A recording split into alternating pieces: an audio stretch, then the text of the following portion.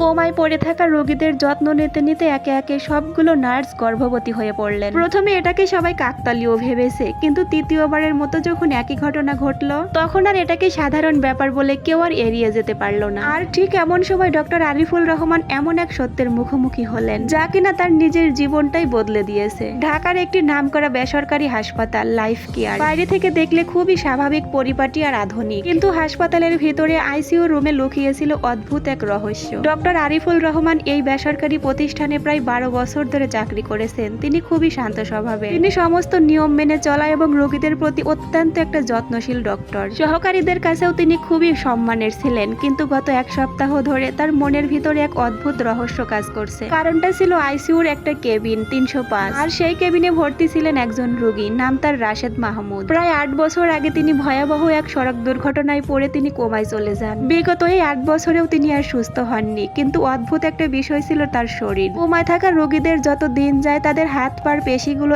একদম অচল হয়ে যায়, দুর্বল হয়ে পড়ে, তার সাথে হাত পা একদম শুকনো হয়ে যায়। কিন্তু এই রোগীর ক্ষেত্রে সেরকম ছিল না, তার ত্বক ছিল একদমই টান টান, তার হার্টবিটের অবস্থাও ভীষণ ভালো, একেবারে স্বাভাবিক মানুষদের মতোই। একদিন এই বিষয়টা নিয়ে ডক্টর আরিফুল রহমান কথা বললেন। যে নার্সটি রাশিদের প্রতিদিন দেখাশোনা করত তার নাম ছিল সুমাইয়া। তখন আরিফুল ইসলাম বললেন যে সুমাইয়া, তুমি কি বিষয়টা লক্ষ্য করেছো? ডক্টর আরিফুল রহমান তখন বললেন, 8টা বছর কোমায় থাকার পরেও রোগীর অবস্থান একদমই সেই আগের মতোই। সুমাইয়া তখন কিছুটা অবাক হয়ে হেসে দিলেন, তারপরে বললেন যে স্যার, সব রোগী তো আর এক হয় না, কিন্তু তার চোখের দৃষ্টি ছিল একদমই অন্যরকম, সে যেন কিছু লুকাতে চাইছে। আরিফ সেদিন বিষয়টা তেমন একটা গুরুত্ব দেয়নি, কিন্তু কয়েকদিন পর এমন একটা ঘটনা শুনতে পেল সে। অবাক করা বিষয় হলো যে রাশেদের নার্স সুমাইয়া গর্ভবতী। বিষয়টা যদিও প্রথমে স্বাভাবিক ছিল, কিন্তু বিষয়টা একটু খুঁটিয়ে দেখার মতো। এর আগে যে রাশেদের একটা নার্স ছিল সেও কয়েকদিন আগে গর্ভবতী হয়ে চাকরি ছেড়ে দিয়ে চলে যায়। আর তানিয়ার আগেও একজন নার্স ছিল রাশেদের দেখাশোনা করার জন্য, তার নাম ছিল লাবণী। সেও হঠাৎ করে চাকরি ছেড়ে দেয়, তারপরে পরবর্তীতে জানা যায় যে সেও নাকি গর্ভবতী। 3 জন নার্স, তাদের একই কাহিনী, একই জীবনের পরিণতি। এইবার সুমাইয়ার সাথেও সেম ঘটনাই ঘটেছে। তখন ডক্টর আরিফুল রহমান বিষয়টা একটু নিয়ে চিন্তিত হলেন। তখন তিনি মনে মনে ভাবছেন যে এটা কিছুতেই কাকতালীয় হতে পারে না, এভাবে আর বসে থাকলে চলবে না। এরপরে হসপিটালের প্রশাসনের কাছে তিনি খবরটা জানালেন, কিন্তু তাদের প্রতিক্রিয়ায় ডক্টর যেন আরো অস্বস্তিতে পড়ে গেলেন। তাদের কথা ছিল এরকম, ডক্টর আরিফুল রহমান, আপনি আপনার কাজে মনোযোগ দিন, বাহিরের কিছু আপনাকে খেয়াল করতে হবে না। বিষয়টা কেমন যেন একটা চাপা হুমকির মতো। সেই দিন আরিফ নিজে থেকেই একটা সিদ্ধান্ত নিলেন। ওই দিন রাতের বেলা হসপিটাল প্রায় পুরোটাই ফাঁকা ছিল, কিন্তু জরুরি বিভাগ আইসিইউতে আলো জ্বলছে।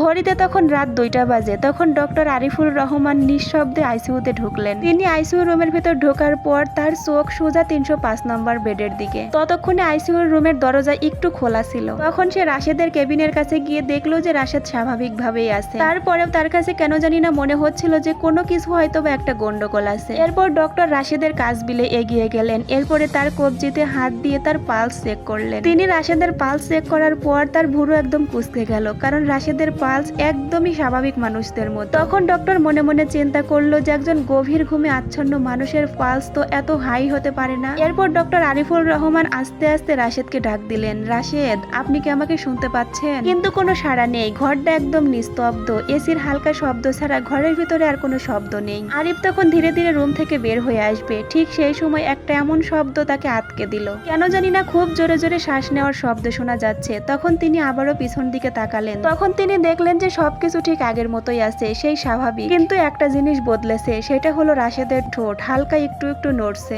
ডক্টর আরিফুল রহমান তখন একদমই অবাক হয়ে গেলেন, এটা তো কিছুতেই সম্ভব না। এরপরে তিনি আবারও রাশেদের সামনে গিয়ে দাঁড়ালেন। এরপরে রাশেদের কাছে যাওয়ার পরে রাশেদের চোখের পাতা খুলতে শুরু করলো, 1বার 2বার 3বার, তারপরে পুরোপুরি চোখ খুলে ফেললো। আরিফ তখন যেন ভেতর থেকে একদমই জমে গেল। ঠিক তখনই রাশেদ আস্তে আস্তে ফিসফিস করে ঠোঁট নাড়িয়ে বলল, তুমি খুব দেরি করে ফেলেছো ডক্টর। কথাটা শোনার পর ডক্টর আরিফুল রহমানের রক্ত যেন মুহূর্তের মধ্যেই ঠান্ডা হয়ে গেল। তিনি তখন কয়েক পাও পিছালেন। তার বুকের ভেতরের স্পন্দন এত জোরে জোরে ধুকবুক করছিল, মনে হচ্ছিল পুরো আইসিইউ রুম সেটা শুনতে পাচ্ছে। এটা কিভাবে সম্ভব? তিনি তখন কাঁপছে। এরপরে দেখলেন যে রাশেদ মাহমুদের ঠোঁটে যেন হালকা হাসি। তিনি একদম স্থির হয়ে ডক্টরের দিকে তাকিয়ে আছে। এরপরে বলল, আমি অনেক কিছুই করতে পারি ডক্টর, যা আপনারা কখনো কল্পনাও করতে পারবেন না, সেটা আপনারা কোনোদিন করতেও পারবেন না। আরিফ তখন রোগীর কাছে এসে দেখলেন সবকিছুই স্বাভাবিক, একদম আগের মতো। তাকে দেখে মনে হচ্ছে সে একদমই সুস্থ। তবে যদি সে সুস্থই হয়ে থাকে তাহলে দীর্ঘ 8 বছর সে কোমায় থাকার নাটক কেন করছে? আরিফ রাশেদকে জিজ্ঞাসা করলো, আপনি কি জেগেছিলেন? তখন রাশেদ বলল যে যে হ্যাঁ সব সময়ই আমি জেগে থাকি। আরিফের কপালে তখন ঘাম ঝরে গেল। তাহলে আপনি বিষয়টা সবাইকে জানাননি কেন? রাশেদ তখন ধীরে ধীরে মাথা ঘোরালেন আর বললেন যে কারণ আমি এইখানেই তো নিরাপদ ছিলাম। ঠিক তখনই দরজার বাহিরে কারোর পায়ের শব্দ শোনা গেল। আরিফ তখন পিছনের দিকে তাকালো। এরপরে আইসিইউ রুমের দরজা খুলে ভেতরে ঢুকলো নার্স সুমাইয়া। তাকে দেখে মনে হলো যে সে আগে থেকেই সবটা জানে। স্যার আপনি এইখানে এত রাতে? তার গলায় বিস্ময়ের চেয়ে ভয়টাই বেশি ছিল। আরিফ তখন ঘুরে তাকালো। তারপরে সুমাইয়া নার্সকে তিনি জিজ্ঞাসা করলেন যে তুমি কি আগে থেকেই সবটা জানো যে এই ব্যক্তিটি একদমই জেগে আছে, সে পুরোপুরি ভাবে সুস্থ? তখন সুমাইয়া বলল যে স্যার আমি আগে থেকে চাইনি যে আপনি সবটা জেনে যান। মানে তুমি আমাকে আগে জানাওনি কেন? তখন সুমাইয়ার চোখ পানিতে ভিজে গেল। সুমাইয়া তখন বলতে লাগলো আমরা কেউই চাইনি, কিন্তু আমাদেরকে বাধ্য করা হয়েছে। আরিফ তখন বলল যে তোমাদেরকে কে বাধ্য করেছে? তখন সুমাইয়া হাতের ইশারা করে রাশেদকে দেখালো। আরিফ তো একদমই চমকে উঠলো। একজন কোমায় থাকা রোগী কি করে একজনকে আদেশ করতে পারে? তারপরে দেখলাম যে রাশেদ একা একাই বেড থেকে উঠে বসলো। তারপরে বলল আমি কোনোদিনই অসুস্থ ছিলাম না ডক্টর আরিফুল রহমান। এরপর রাশেদ ধীরে ধীরে বলতে শুরু করলো এই হসপিটালের মালিক আমাকে এইখানে লুকিয়ে রেখেছে। আরিফ তখন ফিসফিস করে বলল যে কেন? সে তোমাকে কেন এইখানে 8 বছর ধরে লুকিয়ে রাখবে? তখন রাশেদ বলল যে আমি জানি তার এই অঢেল সম্পত্তি কিভাবে তৈরি করা হয়েছে। তার মুখে এরকম কথা শুনে ঘরটা যেন একদম ভারী হয়ে গেল।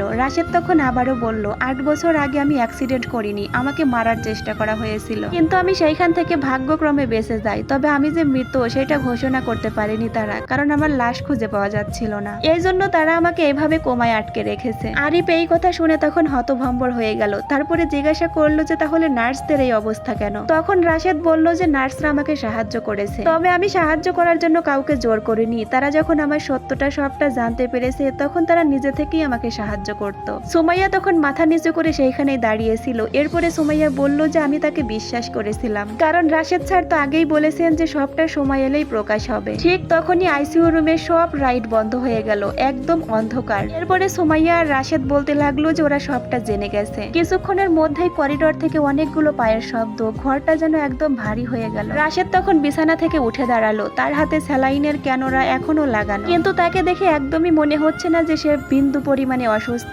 তখন রাশেদ ডক্টরকে বলল যদি বাঁচতে চান তাহলে আমার সাথে চলুন। ধন্যবাদ সবাইকে। গল্পটি কেমন লাগলো অবশ্যই কমেন্ট করে জানাবেন। এই গল্পের বাকি অংশ আগামীকাল আপলোড করা হবে। এই গল্পের দ্বিতীয় পার্ট যদি দেখতে চান তাহলে অবশ্যই পেজটা ফলো করে পাশে থাকবেন, যাতে করে দ্বিতীয় পার্ট আপলোড করার সাথে সাথে আপনার কাছে গিয়ে পৌঁছায়। আর হ্যাঁ অবশ্যই কিন্তু আমি এই পার্টের দ্বিতীয় পার্ট আপলোড করলে অবশ্যই কমেন্ট বক্সে লিংক দিয়ে দিব, আপনারা গিয়ে সেইখান থেকে দেখে আসতে পারেন। যেসব গল্পের পার্ট বাই পার্ট আপলোড করা হয় সেই গল্পের কিন্তু প্রত্যেকটা পার্টে পরবর্তী পার্টের লিংক দেওয়া থাকে। আর হ্যাঁ পরবর্তী পার্টের লিংক কিন্তু আমি তখনই দিতে পারবো যখন কিনা আমি পরবর্তী পার্ট আপলোড করব। তারপর যাই হোক সবাই ততক্ষণে ভালো থাকবেন, সুস্থ থাকবেন। আল্লাহ হাফেজ।